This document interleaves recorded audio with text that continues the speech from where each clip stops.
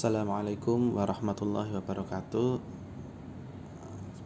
Selamat datang di mata kuliah antropologi agama. Langsung saja kita memulai materi awal dari antropologi agama, yaitu tentang belajar agama secara antropologi. Antropologi itu sendiri apa? Antropologi itu dari kata antropo dan juga logos. Antropo itu artinya adalah manusia.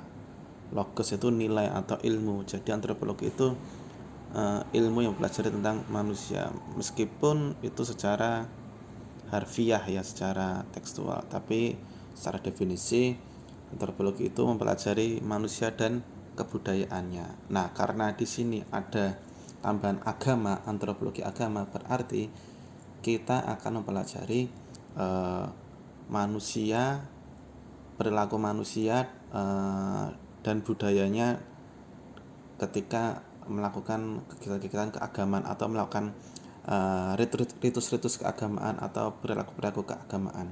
Nah, jadi meskipun ini ilmu tentang budaya, tetapi sebenarnya kita tidak akan mempelajari semua budaya yang ada di dunia ini, karena itu tidak mungkin. Maka dari itu perlu diketahui juga bahwasannya antropologi ini mempelajari satu atau dua budaya saja mungkin yang mungkin kelak kalian akan menjadi expert di bidang itu, tetapi secara mendalam, secara detail. Jadi kalau kita perhatikan para tokoh-tokoh antropolog itu, para tokoh-tokoh antropologi itu, mereka itu hanya expert di 1, 2, 3 budaya saja, tetapi secara mendalam. Mereka tidak mempelajari semua budaya yang ada di dunia ini, tetapi hanya 1, 2, 3, tapi secara detail, secara mendalam. Nah, bidang antropologi agama ini kalau kalian ingin menjadi expert di bidang antropologi ini ya, karena sebenarnya cukup menjelaskan 1-2 budaya, tetapi kalian tahu secara mendalam. Nah, kurang lebih seperti itu sedikit pengantar tentang apa itu antropologi agama. Kemudian kita masuk ke apa yang kita sebut dengan perspektif antropologi.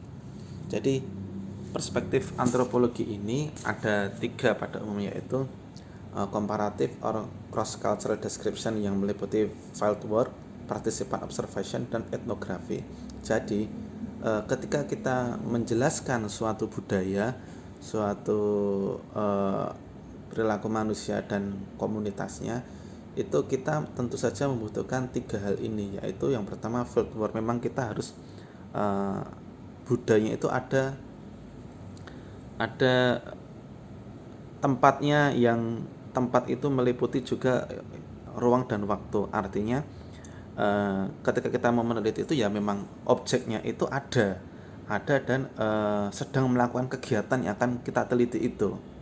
Nah, jadi itu faktor-faktornya, itu objeknya ada, bertempat, dan melakukan ritual yang akan kita teliti. Itulah kalau ada sebuah komunitas manusia tapi tidak melakukan ritual atau melakukan aktivitas yang akan kita teliti, ya nggak bisa kita teliti juga. Mereka diam-diam aja, nanti kita nggak bisa meneliti. Kemudian participant observation. Jadi ini saling berkaitan 3 hal, fieldwork, participant observation, dan etnografi, yaitu kita harus hadir. Jadi kita tidak bisa meneliti penelitian antropologi ini dari jarak jauh atau dari dunia maya, itu nggak bisa, atau hanya dari buku-buku, dari tulisan, nggak bisa. Kita harus hadir, melihat secara langsung, bahkan mengikuti ritual-ritualnya, mengikuti acara-acaranya, sehingga kita bisa mengalami secara langsung, sehingga kita bisa mendeskripsikan secara objektif gitu.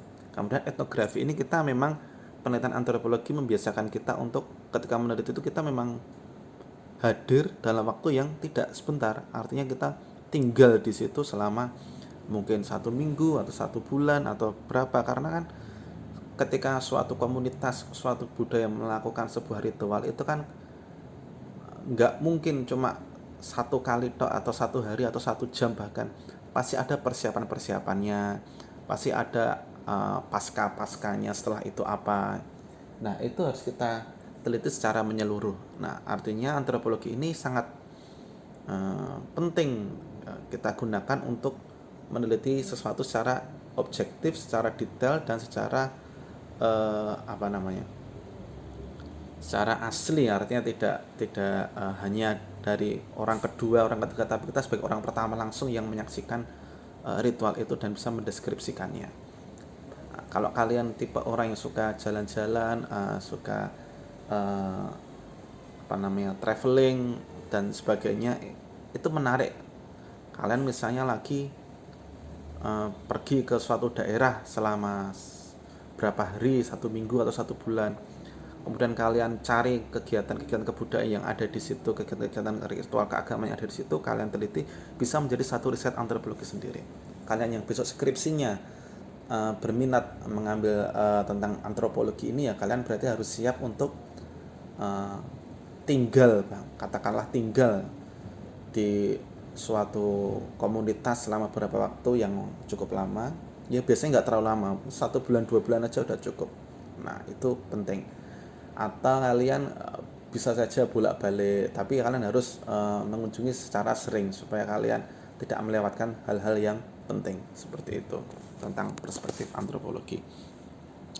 Nah kemudian kita lanjut berikutnya, yaitu tentang fungsi agama. Fungsi agama itu apa sih? Nah, yang pertama itu adalah ini ada 6 ya. Yang pertama adalah filling individual needs, untuk memenuhi kebutuhan individual. Jadi kalau kita bahas secara teori psikologi gitu ya, itu ada namanya teori piramida kebutuhan dari Abraham Maslow. Abraham Maslow itu mengatakan bahwa manusia itu punya tingkat-tingkat kebutuhan dari yang primer, sekunder, tersier sampai 5 atau 6 tingkat itu. Yang pertama itu tentu saja kebutuhan fisik, artinya seperti makan, minum dan sebagainya. Nah, beragama ini adalah salah satu kebutuhan manusia. Nah, manusia ini butuh agama, kira-kira buat apa? Nah, manusia butuh agama itu ternyata untuk memenuhi kebutuhan psikologis dan emosionalnya. Karena orang beragama itu akan mendapatkan rasa nyaman, harapan, cinta, pengendalian diri, penyesalan, dan juga bersyukur dan sebagainya. Itu dia butuh itu. Karena kalau tidak punya agama, ya mereka tidak punya sesuatu yang bisa memberikan harapan, meskipun itu harapan itu ada di afterlife, ada di hari akhir gitu. Orang misalnya ada orang kok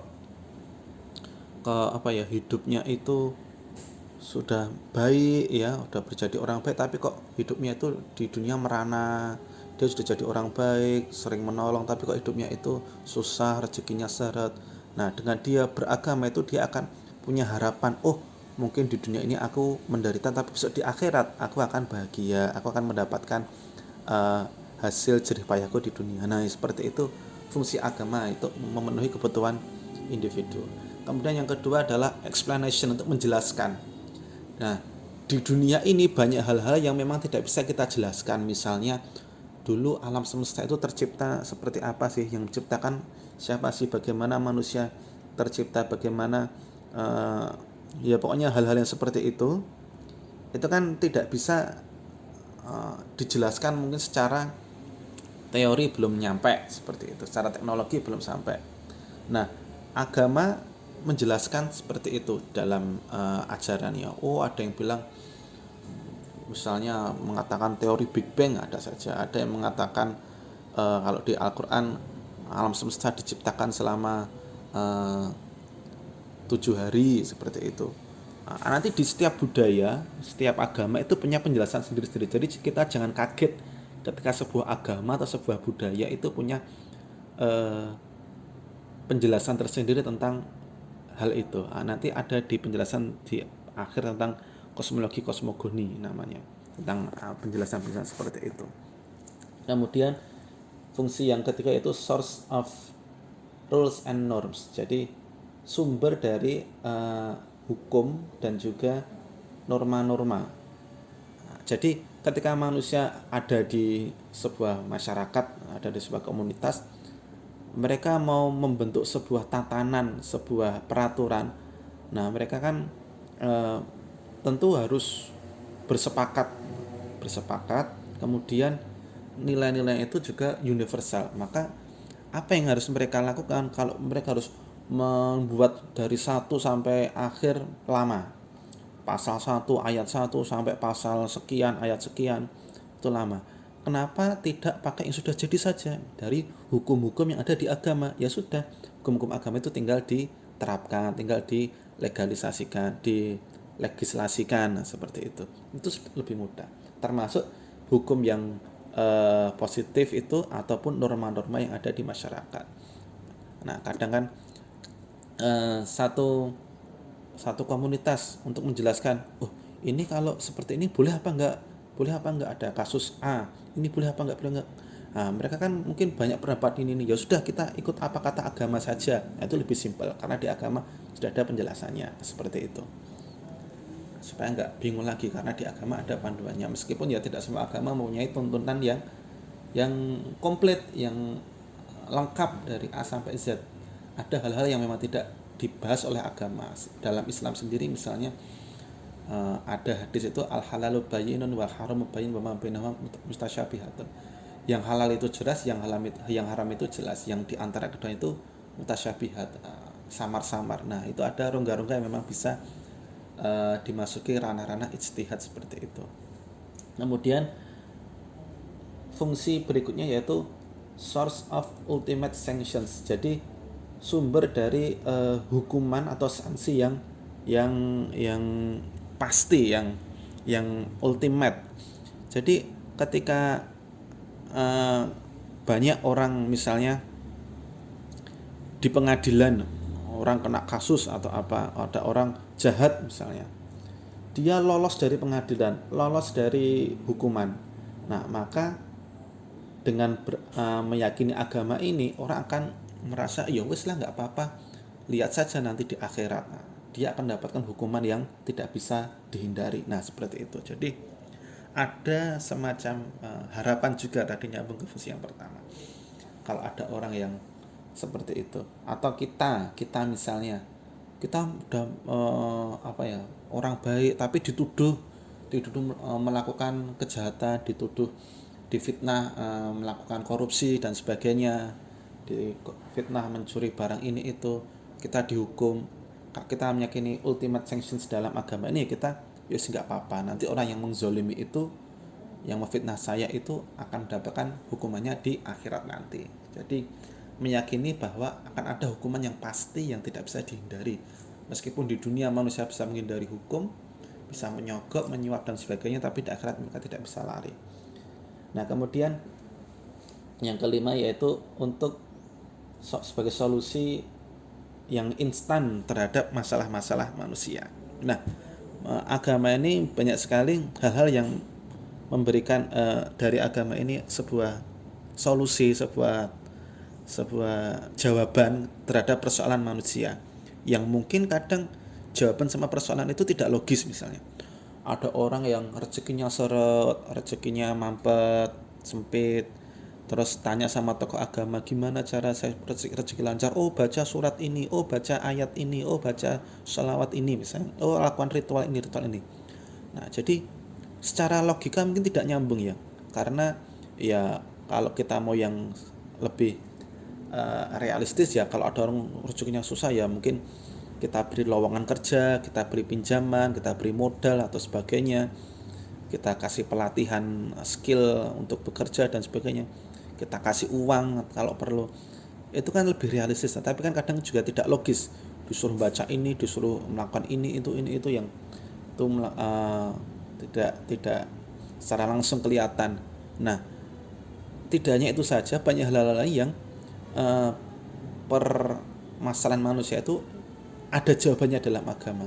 Orang sakit bukannya dikasih obat, disuruh ke dokter atau apa, tapi kamu baca ini, baca itu, melakukan ritual ini, ritual itu, kamu harus menyembelih hewan ini, hewan itu dan sebagainya. Nah, itu solusi dari problem manusia. Kadang manusia sendiri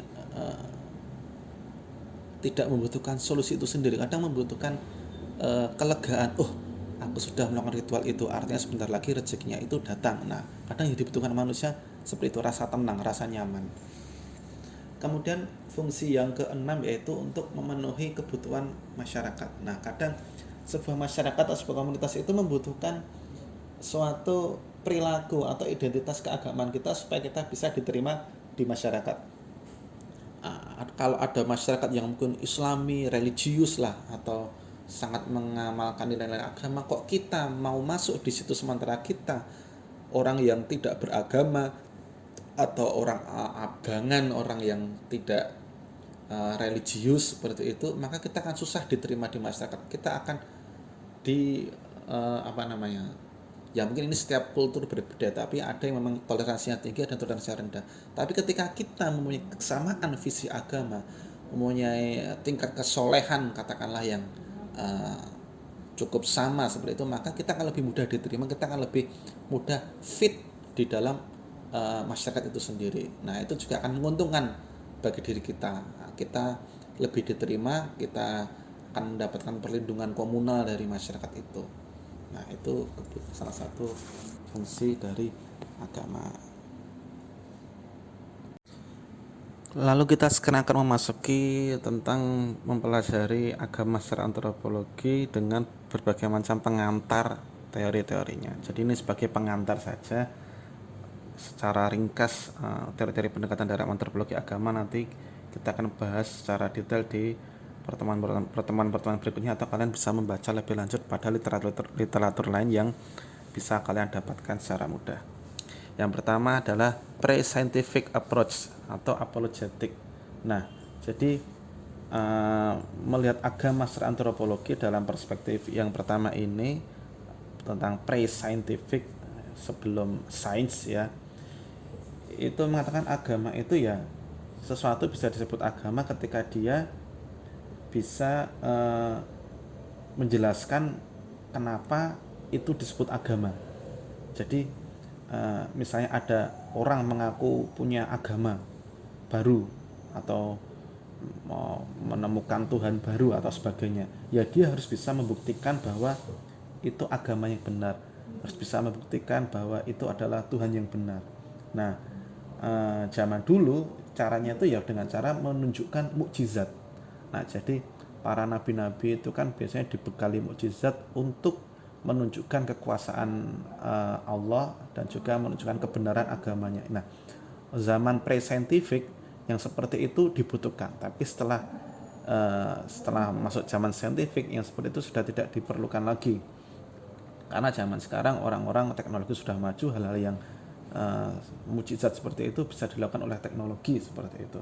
Nah, jadi itu yang pertama tentang pre-scientific approach. Jadi suatu agama disebut benar, disebut agama, disebut menyambung kekuasaan Tuhan ketika dia bisa menunjukkan suatu hal-hal yang luar biasa seperti itu. Kemudian yang kedua historical atau evolutionist theories ya. Nah, jadi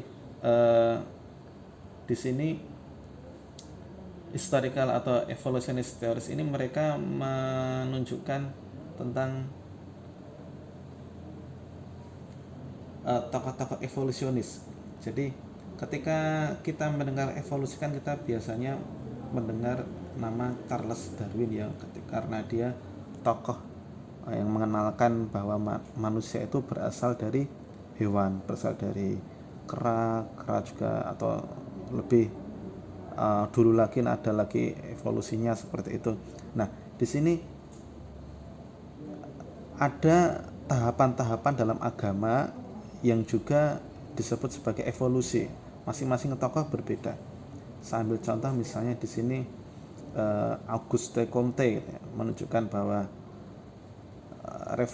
evolusi agama itu yang pertama berasal dari teologi dulu tentang keimanan ya, keimanan kepada Tuhan, kepada dewa atau semacamnya. Kemudian setelah itu berevolusi menjadi metafisika, sudah lebih agak meninggalkan Tuhan, lebih lanjut ke metafisika. Kemudian setelah metafisika lanjut ke dunia sains atau sesuatu yang lebih ilmiah, lebih real, lebih nyata, atau positivisme seperti itu. Nanti berbagai tokoh nanti ada teori-teori evolusinya sendiri. ada lagi ini yang agak lebih populer di studi agama, itu teori dari E.B. Taylor. Itu mengatakan bahwa evolusinya itu berawal dari manusia menyembah alam atau animisme.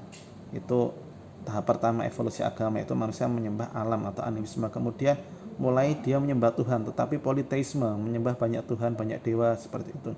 Kemudian berkembang lagi, berevolusi lagi menjadi monoteisme, menyembah satu Tuhan atau satu dewa yang paling kuat, paling agung, seperti itu.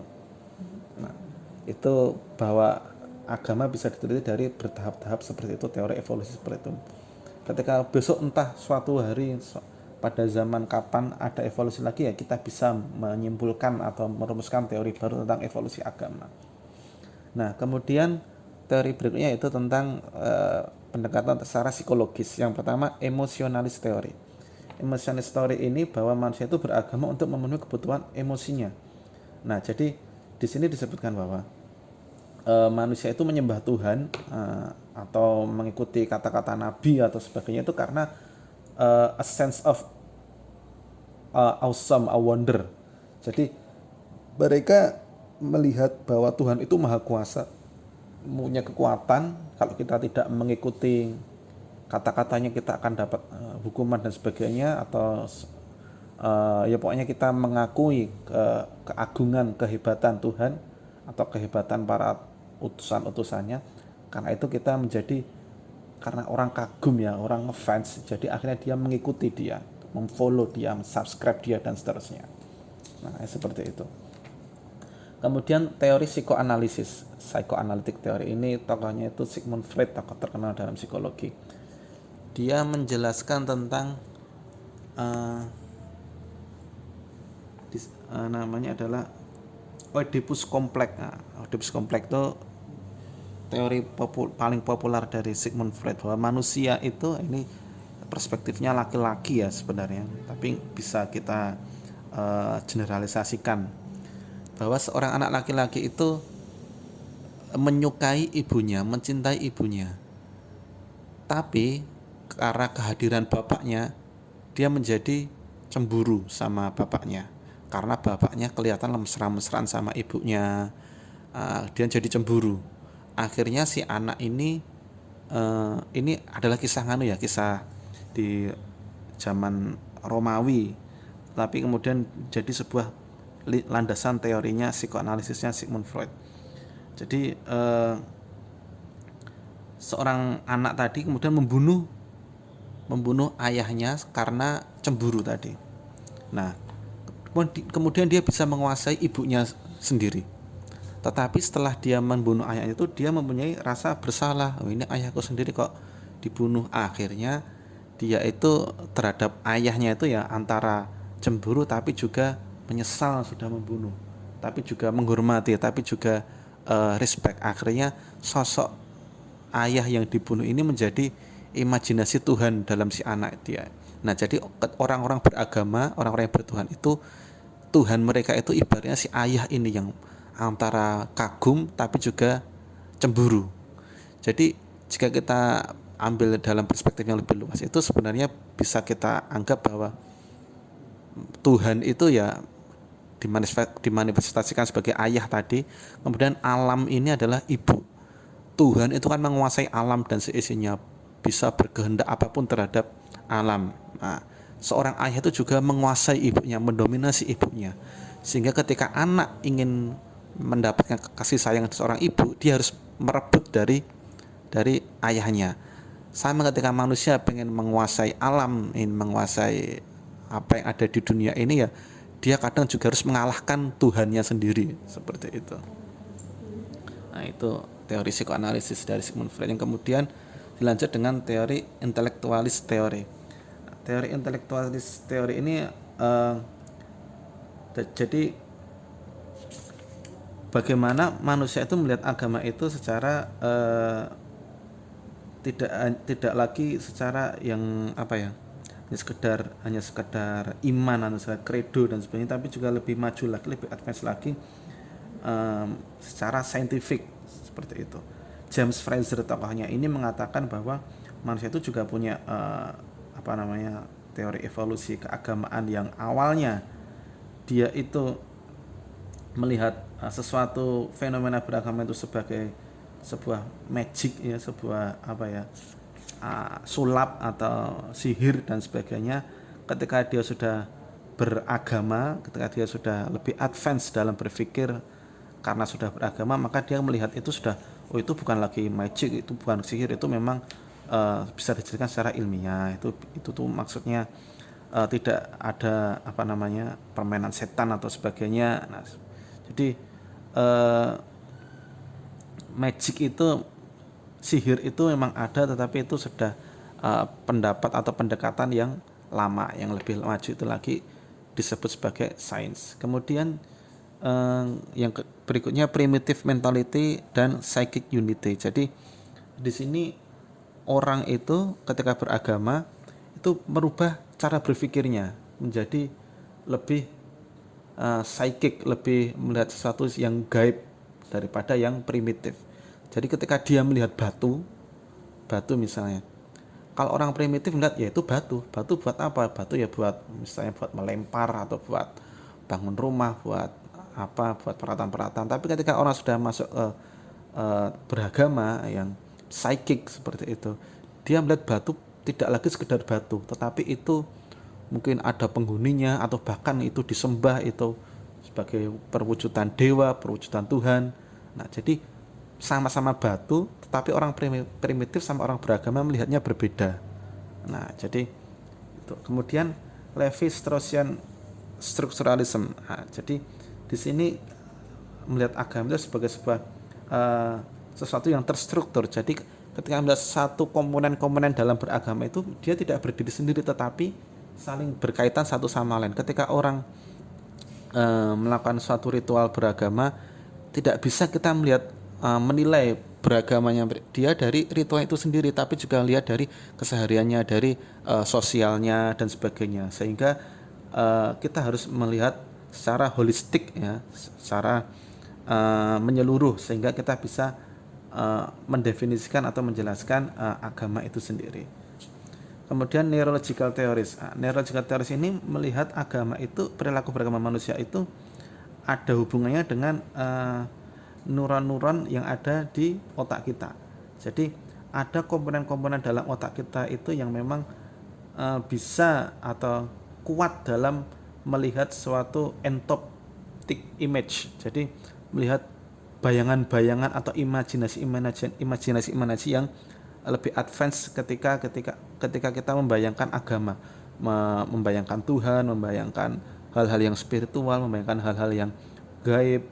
Ada juga orang yang memang otaknya lemah dalam seperti itu, sehingga dia tentu saja mungkin tidak beragama atau beragamanya lemah, sehingga dia tidak meyakini Tuhan, tidak meyakini hari akhir dan sebagainya. Nah, itu ada pengaruhnya secara neurotik di dalam otak. Kemudian lanjut ke sosial teori. Sosial teori yang pertama itu adalah fungsionalisme. Fungsionalisme ini bahwasanya agama itu sebenarnya, kalau para tokoh ini meneliti bahwa agama-agama itu sebenarnya muncul dalam satu komunitas tertentu. Jadi tidak ada satu agama yang berlaku universal di semua komunitas atau di banyak komunitas. Jadi satu komunitas, satu suku itu punya agama sendiri, punya Tuhan sendiri. Jadi sebuah agama atau sosok Tuhan atau dewa itu adalah hasil kesepakatan komunal, kesepakatan sosial. Seperti itu, bukan sesuatu yang universal. Maka ya kita memang lihat dulu zaman nabi-nabi itu juga, satu nabi itu diutus untuk satu kaum. Baru aja di nabi yang terakhir itu Nabi Muhammad SAW itu diutus untuk seluruh manusia seperti itu. Tapi basically semua nabi-nabi sebelumnya itu diutus untuk satu kaum tertentu. Nah, itu fungsionalisme seperti itu, menjelaskan bahwa agama itu memang ada muncul dari satu komunitas tertentu, dan setelah muncul agama di satu komunitas tertentu itulah kemudian mereka bisa menunjukkan apa yang disebut Emile Durkheim sebagai sacred dan profan. Sacred itu hal-hal yang sakral, yang suci. Profan itu hal-hal yang biasa, yang tidak suci, yang tidak sakral. Jadi setiap komunitas itu beda perspektif melihat benda. Seperti tadi yang saya sebutkan, ada orang yang melihat batu itu ya batu biasa saja, ya batu buat bangun rumah, buat melempar hewan. Ada juga melihat batu itu sebagai Tuhan, sebagai dewa. Nah, berarti ada yang menyebut batu sebagai sacred, sebagai sakral karena batu itu adalah Tuhan. Ada juga melihat batu itu profan, ya kayak batu yang lainnya seperti itu. Kemudian historical materialism ini tokohnya Karl Marx. Jadi Karl Marx ini menjelaskan tentang adanya moda produksi dan juga teori tentang kelas. Jadi dalam agama itu memang ada kelas-kelas tertentu ya, ada kaum elit, kaum borjuis, dan juga ada kaum proletar. Dalam agama itu juga sama. Jadi ada tokoh-tokoh agama, elit agama, juga ada tokoh proletarnya, ada tokoh yang bawahnya. Yang mana tokoh proletar itu menjadi moda produksinya orang kaum elit. Seorang ustadz, kiai, ulama, habib itu, dia sebagai tokoh elit agama, dia akan mendapatkan keuntungan dari kaum proletar sebagai moda produksinya. Dia diundang ngisi pengajian, ngisi ceramah, dapat amplop dan sebagainya.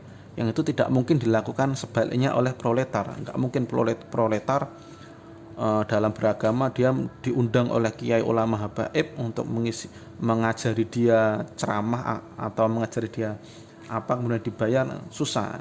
Yang ada adalah para elit agama itu memanfaatkan proletar untuk mendapatkan keuntungan-keuntungan seperti itu. Kemudian struktural fungsionalisme. Struktural fungsionalisme ini sama seperti tadi ya, yang tentang manusia itu beragama untuk diterima di masyarakat sebagai sebuah bagian dari masyarakat. Nah, di sini menunjukkan bahwa struktural fungsionalisme ini setiap bagian itu mempunyai fungsinya sendiri-sendiri. Nah, fungsinya sendiri. Jadi setiap orang atau ya setiap orang itu punya peran sendiri-sendiri. Jadi ada bagian-bagian tertentu yang tidak bisa satu orang itu melakukan semua hal. Jadi bagi-bagi tugas. Misalnya ada yang bertugas menggerakkan perekonomian, itu siapa? Yang bertugas untuk mengajar kitab, mengajar ngaji, mengajar agama siapa, yang bertugas di politik pemerintahan siapa. Nah, jadi tidak bisa satu orang bekerja di semua. Maka agama itu membagi-bagi tugas seperti itu. Ada yang nanti jadi sosok ulama, jadi sosok umaro, jadi sosok agnia dan sebagainya dan sebagainya. Kemudian dari sosial teori berikutnya itu simbolik atau interpretif antropologi. Nah, jadi di sini sangat erat kaitannya dengan nanti kita akan belajar tentang Clifford Geertz ya, bahwa ketika manusia beragama itu dia akan menjelaskan simbol-simbol tertentu atau segala sesuatu itu punya maknanya sendiri-sendiri. Sesuatu yang kelihatannya biasa-biasa saja ketika kita diberi makna itu menjadi sebuah simbol. Nah, misalnya yang simbol saja misalnya warna merah dan putih seperti itu, ya hanya sekedar warna saja, tapi ketika itu menjadi sebuah bendera, maka merah itu artinya menjadi berani, putih artinya menjadi suci. Dan dalam beragama juga seperti itu, ada simbol-simbol yang itu menjadi sakral, yang itu menjadi bermakna. Begitu. Kemudian lanjut ke modular theories. Ada dua, itu the building block approach dan evolutionary and agency approach. Yang pertama building block. Jadi modular theories ini menjelaskan tentang bagaimana manusia beragama itu menjadi semakin berkualitas, menjadi seperti itu. Yang pertama the building block itu mengatakan bahwa ketika sebuah agama makin advance itu makin memenuhi sharing notions atau nilai-nilai yang atau ciri-ciri yang ada di agama-agama yang lainnya. Semakin kompleks itu semakin maju. Misalnya di sini disebutkan bahwa sebuah agama itu punya ibadah, punya prayer, punya ibadah. Yang kemudian ada musik, dancing and singing, ada sebuah sebuah ritual-ritual atau sebuah bacaan-bacaan. Di sini sebutnya singing, nyanyian, bisa juga itu berupa ya doa atau sholawatan atau seperti itu. Kemudian psychological exercise ya, jadi melakukan sebuah aktivitas fisik, misalnya sholat atau apa. Kemudian puasa juga termasuk physiological exercise. Kemudian dia melakukan exhortation dia itu punya doa-doa, permintaan-permintaan, perintah-perintah juga sebagainya. Dia juga kemudian dia punya mitos-mitos, punya cerita-cerita legenda, dongeng-dongeng dan sebagainya. Kemudian punya ritual-ritual yang bau-bau magic seperti itu, yang bau-bau sihir seperti itu. Kemudian dia punya kekuatan atau sosok yang diberi kekuatan dari Tuhan, diberi mukjizat dari Tuhan. Kemudian dia juga punya larangan-larangan, hal-hal yang diharamkan, apa yang tidak boleh dilakukan, tidak boleh dimakan. Kemudian dia juga punya festival, punya hari raya, juga punya korban, punya pengorbanan, punya perkumpulan. Kemudian dia punya wahyu, inspirasi, punya simbol-simbol dan sebagainya. Semakin advance suatu agama itu, dia akan berbagi nilai-nilai seperti ciri-ciri yang sama seperti itu. Kemudian yang terakhir, the evolutionary and agency approach. Jadi di sini mulai muncul apa yang disebut dengan anthropomorphism. Nanti dijelaskan di pertemuan terakhir tentang teori ekologinya Bruno Latour. Tapi di sini secara singkat, anthropomorphisme itu bagaimana manusia itu melihat dunia itu jadi sudut pandangnya sendiri sebagai manusia. Artinya dia merasa bahwa manusia itu adalah yang berkuasa di dunia. Artinya ketika dia disuruh mendefinisikan Tuhan, itu biasanya Tuhan yang mempunyai ciri-ciri sama seperti manusia, misalnya punya tangan, punya mata, punya kaki dan sebagainya. Nah, di sini melihat bahwa manusia itu karena dia sudut pandangnya itu sebagai tokoh utama di dunia ini, di alam semesta ini, maka dia merasa bertanggung jawab kepada apa yang terjadi di dunia ini. Jadi merasa itu Tuhan itu ya, semakin maju manusia itu, dia akan melihat Tuhan itu semakin kurang perannya di dunia. Jadi manusia harus berusaha sendiri untuk mewujudkan sesuatu yang dia inginkan, tidak lagi mengandalkan Tuhan 100% seperti itu. Nah, itu tentang beberapa teori-teori yang ada di antropologi agama.